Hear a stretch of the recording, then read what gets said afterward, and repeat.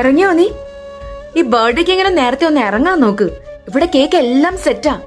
നീ ഒന്നിങ്ങ എത്തിയാ മതി. എടി അത്